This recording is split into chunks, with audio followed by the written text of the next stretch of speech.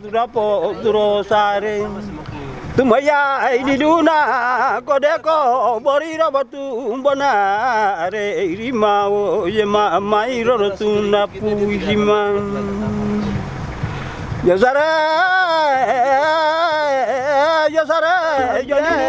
yasoro soranya Naziria rompe maraya bereruyo. Masalahan ini tidak membuat suatu rekomendasi atau pengakuan hak kepada kepemilikan. Itu masalah-masalah itu tertunda sampai sekarang.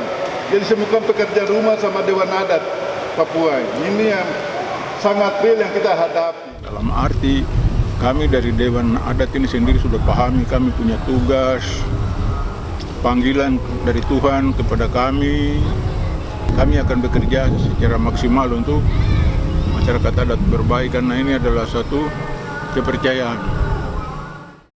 Harapan saya ketika apa yang kita dapat 2 hari bahkan 4 hari ini itu menjadi pelajaran penting yang harus kita ingat dan kita lakukan supaya tatanan adat di suku Berbaik ini tidak keluar dari jalurnya.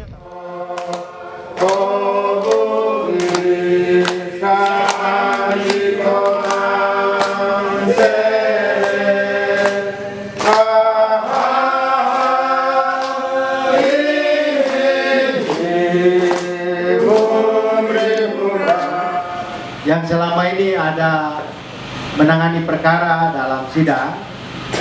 Coba Mana Nuir orang lihat dari proses tadi itu kira-kira apa yang menjadi kekurangan atau juga menjadi kelebihan dari proses yang tadi.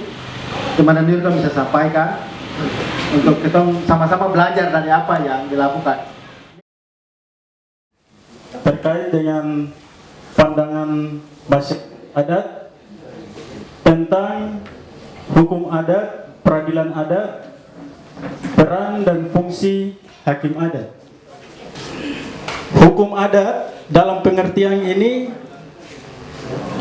kami sepakat dan kami diskusikan bahwa hukum adat adalah seperangkat aturan dan norma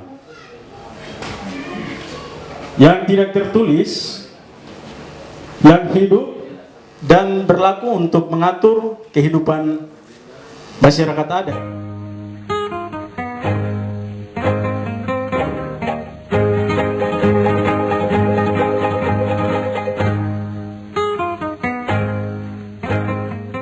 Kegiatan ini sangat membantu kami Dewan Adat Kaimana untuk menata wilayah adat setiap suku, dan inilah keinginan kami Dewan Adat Kaimana.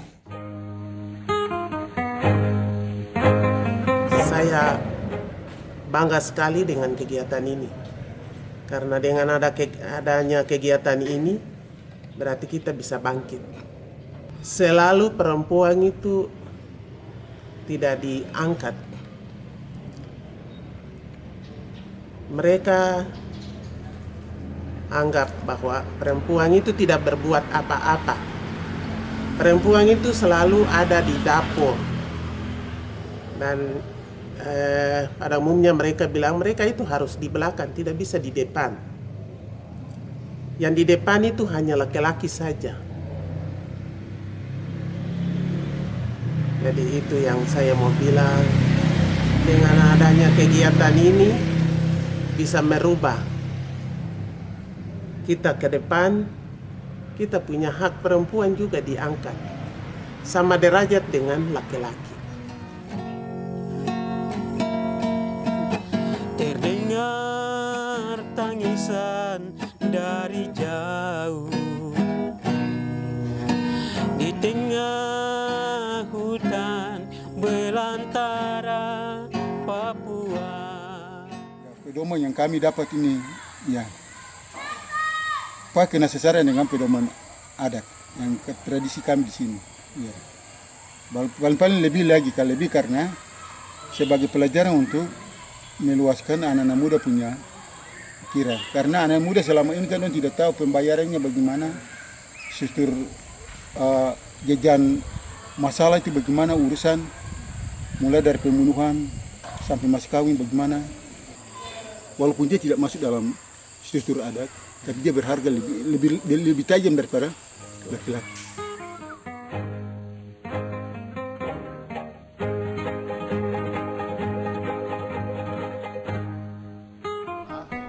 Satu proses yang merupakan satu rangkaian dengan pelatihan yang dilaksanakan di 4 daerah, di suku Berbahai di Yapen Timur, kemudian suku Abu di Kabupaten Supiori, suku Madewada di Kaimana, dan terakhir pada suku Moikelim di Kabupaten Sorong. Selain itu juga dari proses 4